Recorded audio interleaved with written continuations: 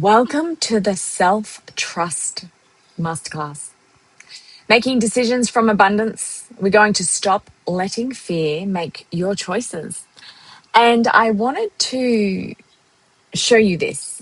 I wanted to show you all these pictures right here because it was really instrumental, like so many of these moments.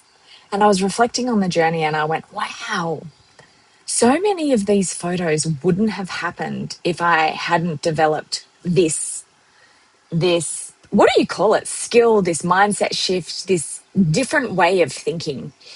Because going on this trip, the fear was loud. It was there about all the reasons: shouldn't, wouldn't, couldn't. Financially, how are we going to do this? We're going down to one person working.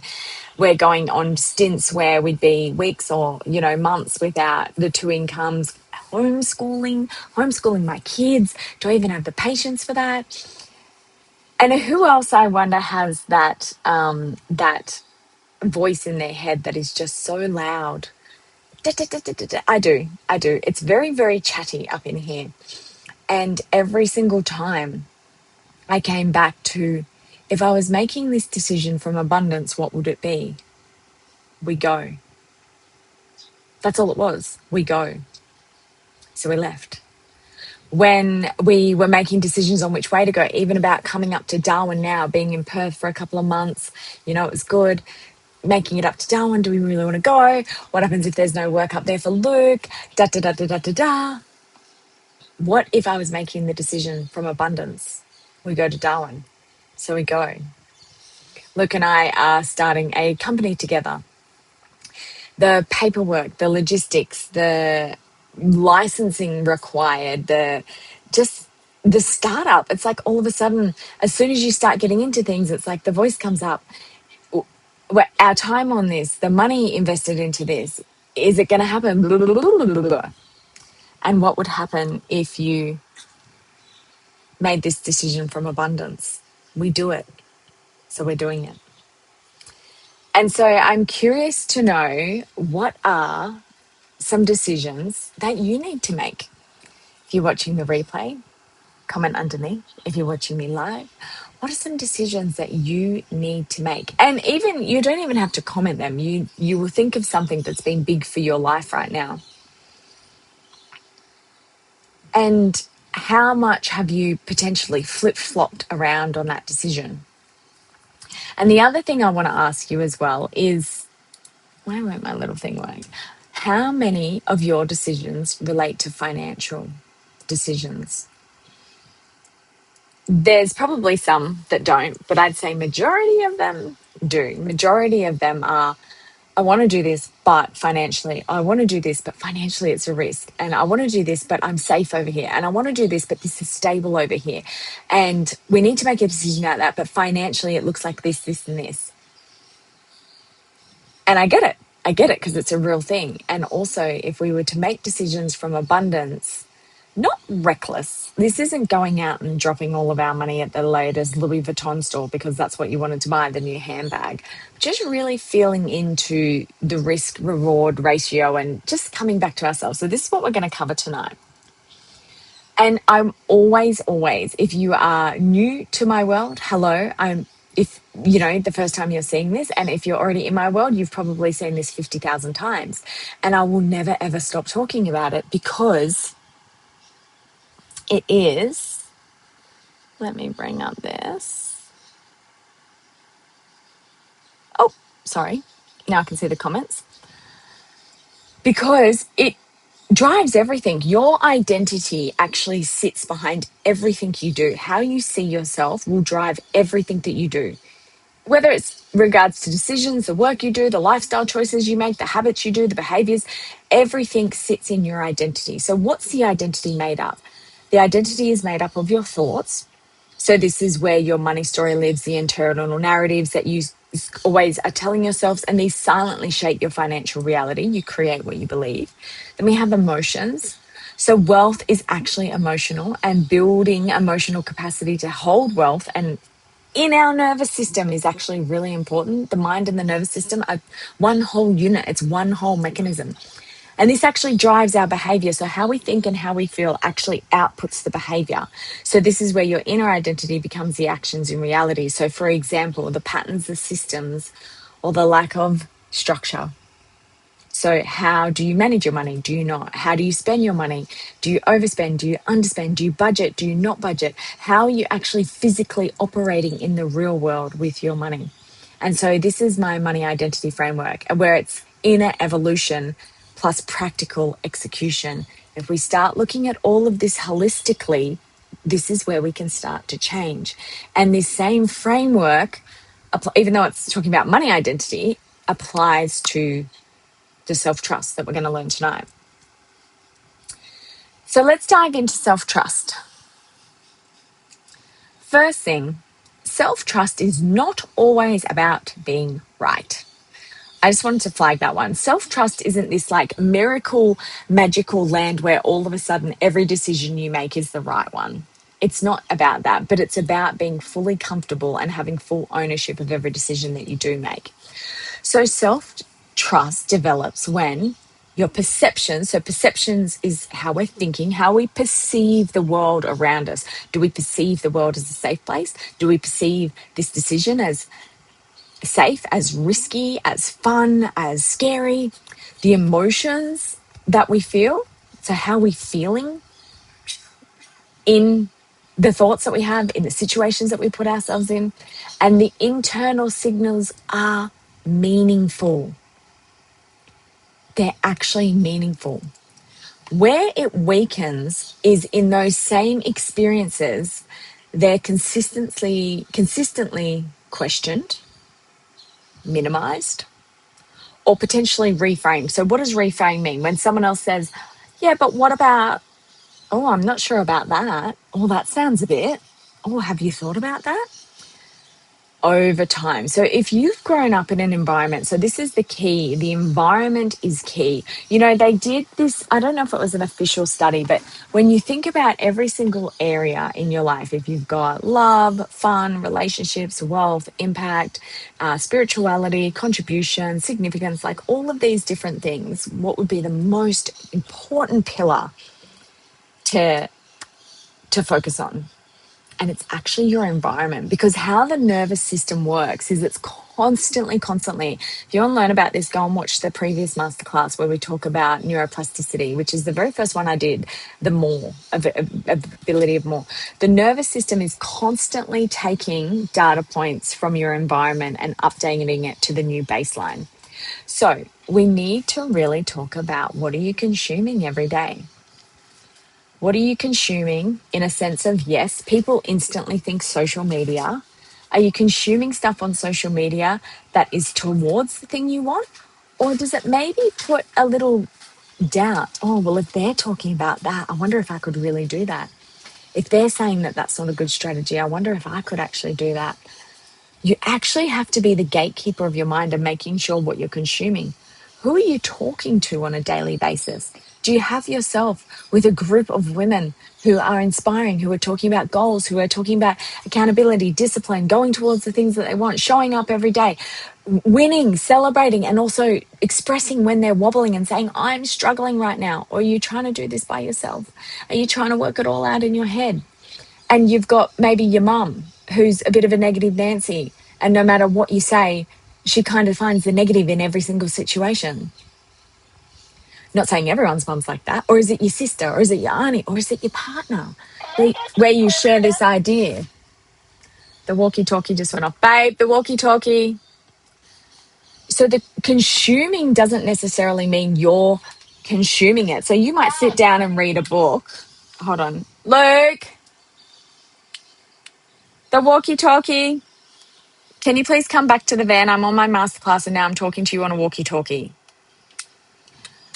So what are you consuming every day? And this is unconscious consuming with the people you're hanging around. Are they supportive of your ideas? Or if you have an idea and they go, yeah, sounds good, but have you ever thought of, there's so many tiny, tiny micro little markers that you potentially go, oh, So your very first task from this whole entire masterclass is to start auditing your environment on your phone, on social media, what you're consuming, and also who you're hanging around. Who are you hanging around? And what are the things that they're saying? And you might start to notice it. Now, does this mean that if your family is negative, that you just cut them out and never talk to them again? No, but what you can do is you can put up a rejection bubble. Every time someone says something, I've got my bubble up and it just rejects it. And I don't respond. I don't say anything. Or maybe I just stop telling them my dreams and my desires and my big goals because they don't want to. They don't want to hear it anyway. They can't. They can't. They're not ready to hear it. So now this is the most. This is the biggest thing, right? Fear versus intuition. So people say, "But Katie, how do I know if it's actually the intuition telling me no? How do I tell the difference between fear and intuition? What if I'm getting a no because it's actually wisdom, inner guidance, source, God, creator, universe, whatever you want to talk it, inner self, higher self, speaking through me?" So we're going to cover this now. Fear, the anxious thoughts can be very convincing. They honestly can. And until you're aware of this concept, you may have just been obliged to them. I know I definitely was. I have a very loud voice in here. It never stops. Like I chit chat to myself all day long. Like it literally never stops. Yes, I meditate. Yes, I take time out. And still this thing is 100 miles an hour. And so the key is not, for me, I've let go of the goal to silence my mind. It's chatty as. That's fine. But I can very, very much differentiate between the anxious, fear-based chat and intuition.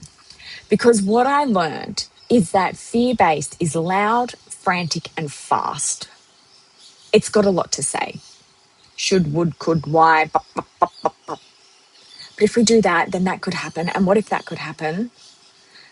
And what if we go on a road trip to Darwin and there's no fuel and we're stranded in the middle of nowhere and we have no fuel? Or what happens if price just keeps going up? We've got 2 cars. What happens if we end up spending $5,000 to get to Darwin? That will take all of the savings out. Then we'll get to Darwin. We'll have no work. And then what happens if there's no work for Luke up there? And we drive all the way up there and we spend 16 hours driving all the way to this place and the fuel's gone through the roof and then we get to this place and there's no work and we're going to have no money and we're just going to be living on the side of the road in Darwin forever. Loud, frantic, fast, ridiculous, leads to second guessing. But a lot of people listen to this voice and go, it was a no.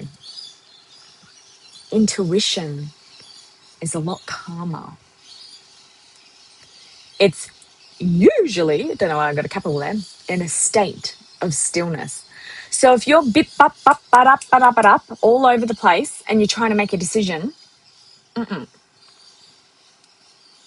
go for a walk, go for a shower, do the dishes, do something that you unconsciously can do without even thinking.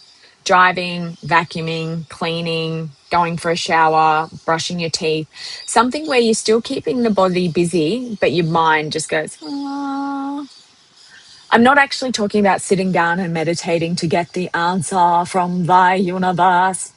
I'm actually talking about just doing something monotonous that allows your brain just to calm down for a second and then ask the question. And intuition is usually a clear message with few words. So in the example before, do we go on the trip? But what about this? And what about that? We've got to pack up all the house. We've got to get the kids out. And what if homeschooling? What if it's if I suck at homeschooling or the kids don't learn anything? They get back and they're dumber than ever. What happens if we run out of money? If I lose everything? Or I don't know. What happens if we can't make it on the road? What will we do? We go. That's it. We go.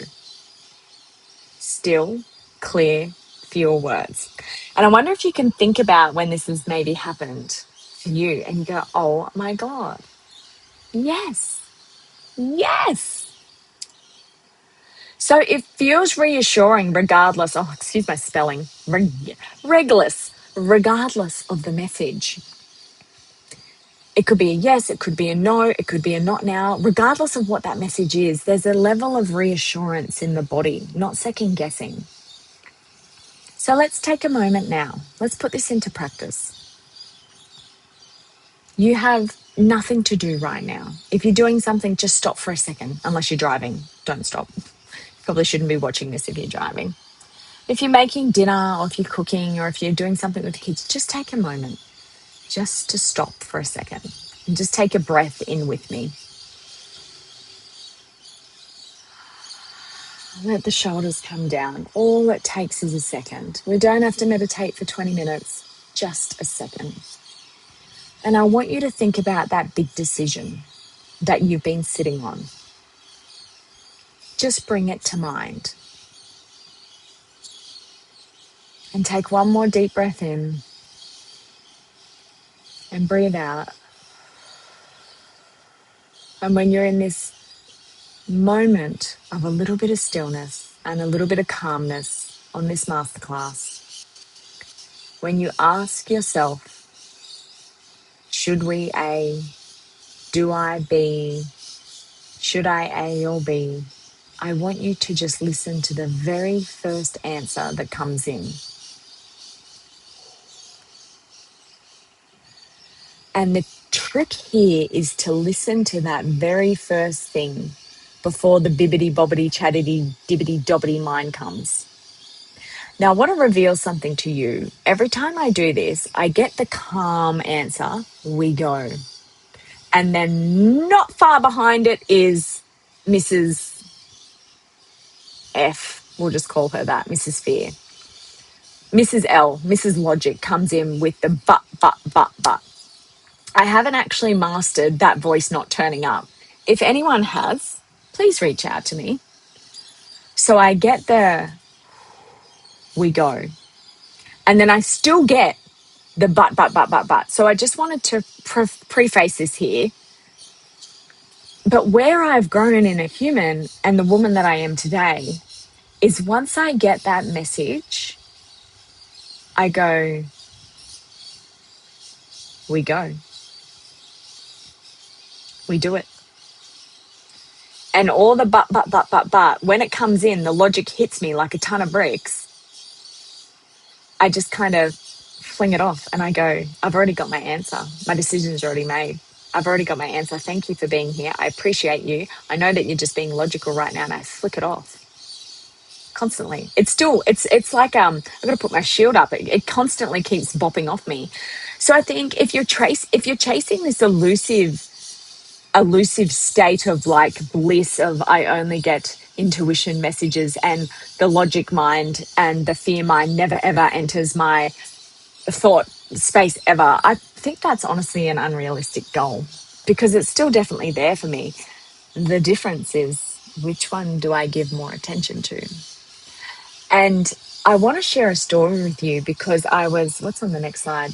I want to share a story with you because I was just catching up with a friend here and we were talking about her business and she's like, Katie, it's blooming in ways that I never knew was possible. And she talked about how she's previously been in coaching containers for business and business strategy and blah, blah, blah, blah, blah. And she's like, they always had an opinion. And it was like, and we had this really great conversation on like people dampening their self-trust because they try to seek opinions from other people or they're trying to fit themselves into other people's frameworks or life. And she goes, honestly, I went out of that world and now I'm just listening. Self-trust. I should do this. Good idea. Let's do it. Let's try it. I should run a workshop. Let's try it. I really want to do it like this way. And, in the coaching space, you've been taught to have like packages and you do like these 6 week, 8 week, 12 week. She threw all of that in the bin, all of it in the bin. And she's showing up in this really unique way that I've never seen a coach show up before. And she goes, I've had this idea from the beginning of time, but it got poo-pooed. And I got told it wasn't a good idea because I wouldn't make good money from it. And now she's doing it. She's like, Katie, it's working. And she's like, honestly, it just comes back to me trusting myself more. When I get those moments of like, and I'm like squealing. I'm squealing and I'm clapping because I'm like, get fucked. I'm about to do a masterclass on Thursday night around self-trust. Can I please share your story? She's like, of course, babe. And it was just such a moment to remember that you get to trust that feeling, because I think, especially when it comes to business, you know what you love and how things work. And I think if you're getting those ideas, you're going to be so much more in love with it than molding yourself into someone else's strategy. Okay, so where are we at? 4:50. So it's been about 20 minutes. These micro masterclasses are short. The whole purpose of them is just bite size so that you can walk away with something today. So in summary, this takes practice. Self-trust is a skill. Self-trust is honestly, in my opinion, a commitment for life. This is the work that never stops. Self-trust, and you have to practice this. You have to practice pinging off the other thoughts, taking a moment of stillness, recognizing the fear voice. I've got that next. So creative mind versus the critical mind. It's really important, especially as women, that we are allowing time during the day for our creative mind to come through. A lot of the time in this masculine paradigm that we're in right now of do, go, fix, we actually need to allow our creative mind some space. Creativity through expression, movement, play, pleasure, walking, nature, cooking, art, typing, imagination, visualization, journaling, creative expression.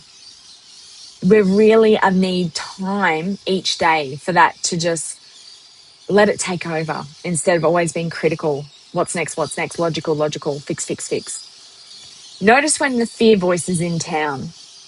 Like I said to you before, my fear voice is still in town. She's still there. Oh, she's showing up. She's like, damn, girlfriend, I'm going to bring you down. And I'm like, Sometimes she gets the better of me. I'm definitely not perfect, but you need to know. So you need to go, okay, hold on, wait. This is loud. This is fast. This is frantic. This is anxious. This is making me feel anxious. This ain't my intuition right now. Because when I listen to her, she's calm, she's clear, and she's a woman of few words. Once the decision is made, stick to it. This is where a lot of people stuff up.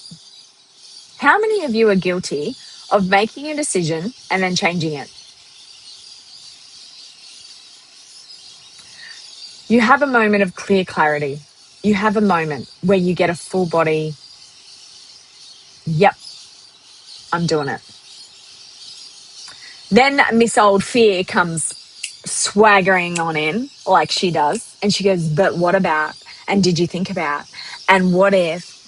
And did you know? And did you see? Because you could actually die. And then next minute you've changed your mind. So much wasted energy in the topsy-turvy, the hokey pokey of I'm doing it, I'm not, ada. So much wasted energy and mental capacity that you could be doing something else with your life with. So once the decision is made, you stick to it. And this is something that I'm pretty good at. So with the whole, I'm just talking about Darwin because it's the most recent thing in my life. So I feel like I love giving you real examples to show you, hey, I'm in the middle of this as well. Yes, the trip. Yes, there's been lots of decisions along the way, but the Darwin's the most recent one. Once that decision was made, we go. I said, look, we're going. And then once he knows, he's a yes man. He's like, yes, okay, we're going. It didn't change. No matter what came up, no matter what situation, we had a significant setback just before we left. It was about $3,500 unexpected, came up with the van. Pissed off, very pissed off with the van manufacturer right now. We had to pay it out of pocket. We're trying to get it back on warranty, but I don't know how that's going to go. That was scary. That put a hole in the spending money. That put a hole in $3,500 just needed for this. Cool. We're still going. It's still happening. We're still doing this. It didn't matter what happened. We're doing this. Once the decision is made, you need to stick to it and follow through. Self-trust plus thought plus behavior equals evidence. But you know what so many people do? They want the evidence first. They want the evidence first before they trust themselves. But I want to see the results of this before I trust myself. It is back to front.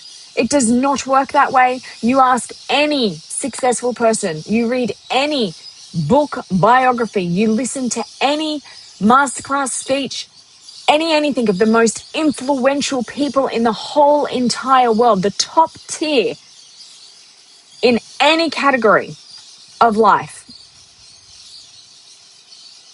None of them had the evidence first. Not one. Self-trust, thought, behavior, output, evidence builds, compounds on top of it. So if you're sitting there waiting for the evidence, if you're sitting there thinking, I am rich, and then you're not rich, we can't just do it in thought alone. We need thought and behavior and follow through and action to build the evidence. And then once the evidence happens, we trust ourselves more. Amazing. That was in summary. So what is this? What is this magical world of Mrs. Martin and everything that I'm creating? This is your first step. We have a staircase here. The window opens, you're here. This is your first rep. Welcome. Maybe this is your 10th rep with me. Regardless, some of you have already walked the staircase with me. Some of you are just getting started. So in my world, the next step is money management. This is where we start building the reps through management. So savings, system, future, freedom, wealth buckets. When you start actually managing your money, becoming a CEO of your money, you instantly improve your self-trust with money. Then the next step is breaking beliefs, releasing money blocks, healing your story. This is where we get clarity and confidence and we start to actually think about a legacy. If you heal the story, the financial story that you have right now, because I know a lot of decisions relate to financial situations.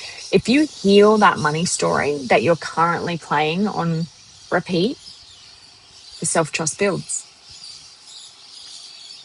Clarity, confidence, legacy, and generational change. This is my mission. My mission is to empower 10,000 women to break generational cycles and be the first in their family to create real wealth. And it starts with walking up the staircase. And then the top, the woman who has it all sorted. Like, it's not some inspirational, hectic day. It's like the woman who has it all sorted. She has her management. She has her mindset. She's having conversations. She's building self-trust. She's living on the frequency of more. More what? More self-trust, more wealth, more fun, more freedom, more laughing, more play, more work, more hustle. I don't care what your more is. Regardless of what that more frequency is, it's a frequency that you are loving. So this is my staircase. This is my world. And how it all happens is through the money method. So if you're interested in walking the staircase with me, all you need to do is DM me on Facebook or Instagram, the word method, and we can have a chat. We can have a chat about what it looks like to join my world and build your self-trust and walk up this staircase to the woman who has it all sorted. Yay! Thank you so much for coming to hang out with me for 30 minutes for this fabulous self-trust masterclass. I don't know if you've noticed, but I haven't wiped the smile off my face the whole entire time. I love to talk about money. I love to talk about smart strategy. I love to talk about wealth buckets and spreadsheets and like all the nerdy things. And yet, this topic in particular gives me so much joy because I truly know, hand on heart, it wouldn't matter what the strategy was, what the idea was, that thing that you're sitting on. And I know that I attract a lot of women who have side hustles or businesses who want to do more with their life. They want more in their life. You're probably not in my world if you don't want more. You want to magnify your life. I know, hand on heart, self-trust, when women develop more self-trust, They go after the things that they want. They make the bold moves. They make the big decisions. They choose the thing that's scary. They take action towards the thing that gives them the heebie jeebies. And I challenge the women in my world to do this every single day, because we can have all the strategy, we can have all the success, we can have it all. And all of it comes back to, do you trust yourself to make a move? So it's my absolute favorite topic. It really is the wrapping around everything that I believe in. And so it's an absolute honor to just give you a tiny, tiny, tiny little taste of how to get started in this world. This is just the tip of the iceberg on what is ahead of you to potentially unlock. Good night. I love you. If you're watching the replay, please let me know. If you're watching this much later on down the track, please send me a message. And if you're interested in joining my world, just send me a message on social media. I would love to chat to you. Good night. Love you all. Thanks for coming. Bye.